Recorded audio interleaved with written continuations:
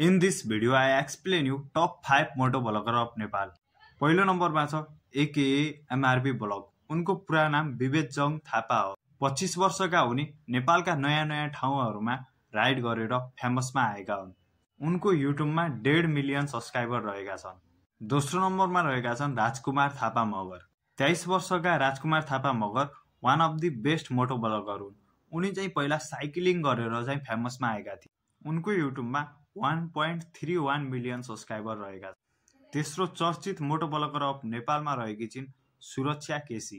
23 वर्षकी सुरक्षा केसी नेपालकै नम्बर 1 फिमेल मोटो ब्लगर हुन्। उनी पनि विभिन्न ठाउँ नेपालको जर्नी, ट्राभल र लाइफस्टाइल ब्लग बनाएर चर्चामा आएकी हुन्। चौथो नम्बरको सबैभन्दा चर्चित मोटो ब्लगर रहेका छन् AKA SMZ। उनको पूरा नाम सुसन महार्जन हो। उनी पनि विभिन्न नयाँ ट्राभल ब्लग र विभिन्न जिल्लाका लाइफस्टाइल ब्लगहरू बनाएर फेमसमा आएका छन्। उनको युट्युबमा 2,26,000 सब्स्क्राइबर रहेका छन्।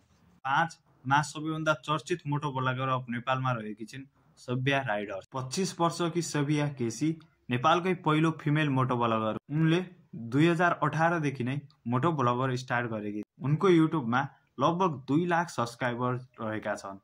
यी थिए टप 5 मोटो ब्लगर अफ नेपाल।